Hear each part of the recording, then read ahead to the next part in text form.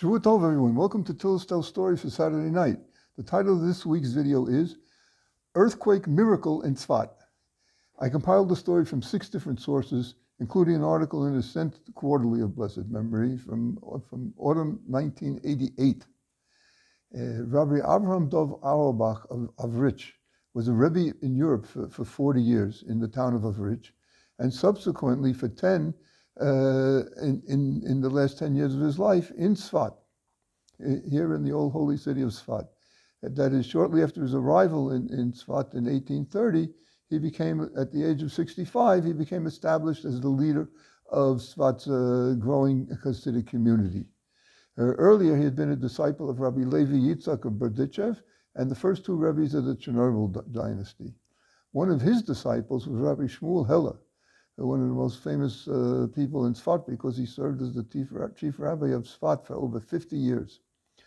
The Avrich's famous book, Bat Ayin, was written in Europe before he made Aliyah, but he refused to allow it to be printed until he could expose it to the air of the Holy Land and refine it there.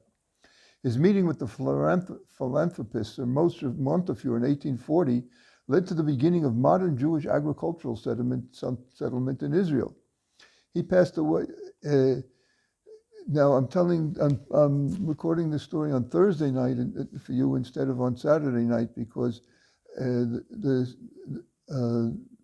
Jewish date for tonight and tomorrow is the 12th of the Jewish month of Kislev, and that's the yortzeit of the Bat Ayin, the Avricha Rebbe, who passed away on the 12th of Kislev in 1840. In a letter dated the 13th of Tammuz in 1838, Dr. A. Lowry, who was the secretary of Sir Moses Montefiore, wrote the following to his employer about Rabbi Avram Dov. Quote, allow me to read it. This man is one of the most learned and esteemed people I have ever seen.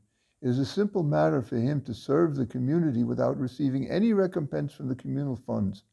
He distributes everything that he has to the poor of his people. There are always between 10 and 15 people eating regularly at his table, end quote. Subsequent to that, in 1838, he was kidnapped by vicious Muslims who were then perpetrating a pogrom in Tzfat, as they had done also in 1834. They ordered him to write a ransom note to his community, but he refused. So what did they do? The Muslims, they put him in a sack and began to beat him. It was only when they thought they heard in the distance the hoofbeats of approaching Egyptian cavalry that they fled, leaving the rabbi tied in the sack. He was later found and returned to Tzfat.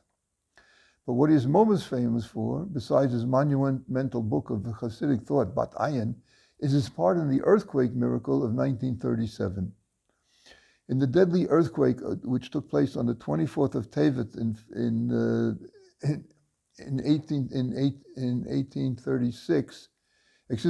January 1st of 1837, 5,000 people lost their lives, of whom 4,000 were Jews, more than 80% of the community. It was between the afternoon and evening prayers, a time when most of the men were in shul, that the tremors and rumblings suddenly began. Of all of Tzfat's shuls, only 2 remained standing. One was the Sephardic shul, and the other the famous Abuhav shul. And many hundreds of Jews at prayer perished under the collapsed rubbish, the collapsed debris. In the shul of the Avricha Rebbe, as elsewhere, panic set in, and the congregants began to bolt for the outdoors. "Come to the Ark if you wish to be saved," shouted the Rebbe in a powerful voice. Immediately everyone crowded around him. The Rebbe threw himself on the floor, praying and weeping. Local tradition records that although nearly all the walls collapsed and the roof over nearly all of the vacated majority of the building fell and crashed, the domed ceiling over where the men were clustered in front of the Holy Ark miraculously remained aloft and everyone was saved.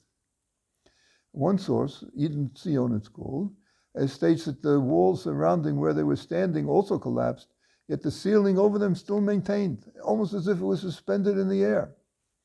In a different source, the Torah wellsprings from the wonderful Rabbi Melech Biderman of Bnei Brak, it is written that afterwards those present asked him why he needed to pray down on the floor.